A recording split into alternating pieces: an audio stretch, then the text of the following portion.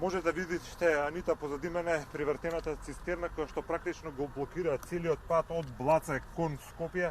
Во директен судар помеѓу ауди со скопски таблици и цистерна полна со гориво. Две лица се здобија со потешки телесни повреди. Од информациите кои што пред малку ги добивме, тие се веќе во ургентниот клинички центар во Скопје и им се санираат повредите. За какви повреди се работи, дали се потешко или полесно и каков вид на повреди има, се уште не знаеме. Она што можеме да го кажеме во моментот е да ја пренесеме сликата дека патот е комплетно блокиран, има колоната на возила е буквално до самиот граничен премин. Не се знае колку ќе трае оваа блокада. Од полицајците кои што во моментот прават увид на лице место ни кажа дека се чека некаква специјална дигалка што е требала да пристигне од Куманово, кој што треба практично и да го извлече цистерната на безбедно место и патот да се деблокира. Ќе повторам, во директен судар во Сауди со скопски регистарски таблици и цистерна полна со гориво, две лица се со повреди и се пренесени во клиничкиот центар.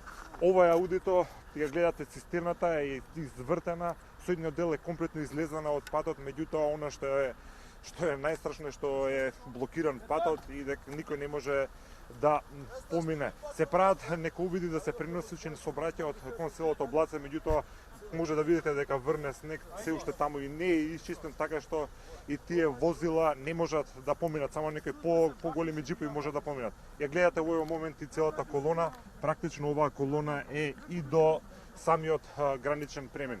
Ќе повторам, останува блокиран, нема изгледа дека набрзо ќе се одблокира патот, се чека таа некаква дигалка што треба да пристигне од Куманово и цистерна да се отстрани од коловозот. Сообраќајка е случајна практично на 500-600 метри до граничниот премин, токаве и колоната.